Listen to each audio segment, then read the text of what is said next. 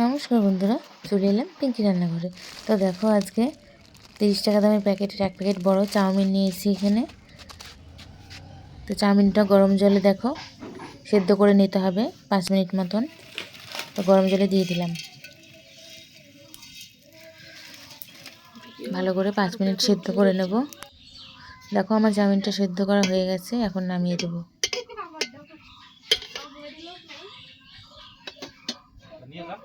আর এদিকে কিন্তু পেঁয়াজ কাঁচা লঙ্কা কেটে নিয়েছি, পেঁয়াজটা একটু বেশি নিয়েছি। তারপর কড়াইতে তেল দিয়ে দিলাম। আর এদিকে দেখো চাউমিনটা কিন্তু জল ঝরাতে দিয়েছিলাম, কত সুন্দর ঝরঝরে হয়ে গেছে। আর এদিকে দেখো তেলের মধ্যে পেঁয়াজটা কাঁচা লঙ্কাটা দিয়ে দিলাম। পেঁয়াজটা লাল লাল করে ভেজে নিয়ে তার মধ্যে হলুদ লবণ দিয়ে দিলাম। তারপরে ডিম ফাটিয়ে এই পেঁয়াজের মধ্যে দিয়ে দিলাম, দিয়ে হালকাভাবে নাড়াচাড়া করতে করতে দেখতে হবে ডিমটা খুব সুন্দরভাবে ভাজা হয়ে যাবে আর মিশে যাবে সব কিছুর সাথে। আর এইভাবে বানালে কিন্তু একদম দোকানের মতো চাউমিন বাড়িতেই রেডি হয়ে যাবে। তোমরা একবার অবশ্যই এইভাবে বানাবে। তারপরে দেখো ভালোভাবে চাউমিনটা দিয়ে ভালোভাবে মিশিয়ে নিচ্ছি।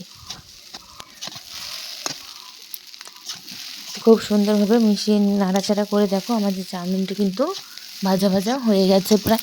আর কিছুক্ষণ তাহলে কিন্তু রেডি হয়ে যাবে আমাদের একদম দোকানের মতো চাউমিন বাড়িতেই। তারপর হালকাভাবে নাড়াচাড়া করে কিন্তু সব কিছুর সাথে একদম মিশিয়ে নেওয়া হয়ে গেছে। তারপর একটু সস, আমি টমেটো সস দিয়েছি। তারপরে ওপর দিয়ে ভালো করে আরও কিছুক্ষণ নাড়াচাড়া করব। এটা দিলে আলাদা সুন্দর একটা ফ্লেভার আসে। তারপর দেখো আবারও সেই হালকাভাবে নাড়াচাড়া করে নেব। আর এদিকে কিন্তু গ্রেটার দিয়ে শসা গ্রেট করে নিচ্ছি। আর এদিকে দেখো আমাদের কিন্তু রান্না হয়ে গেল, এখন থালে আমরা বেড়ে নিচ্ছি।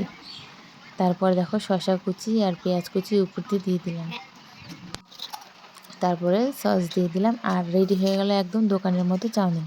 তোমরা বাড়িতে অবশ্যই বানাবে বন্ধুরা, খুবই সহজ পদ্ধতিতে আমি দেখিয়ে দিলাম। আর এইভাবে কিন্তু দারুণ হয়,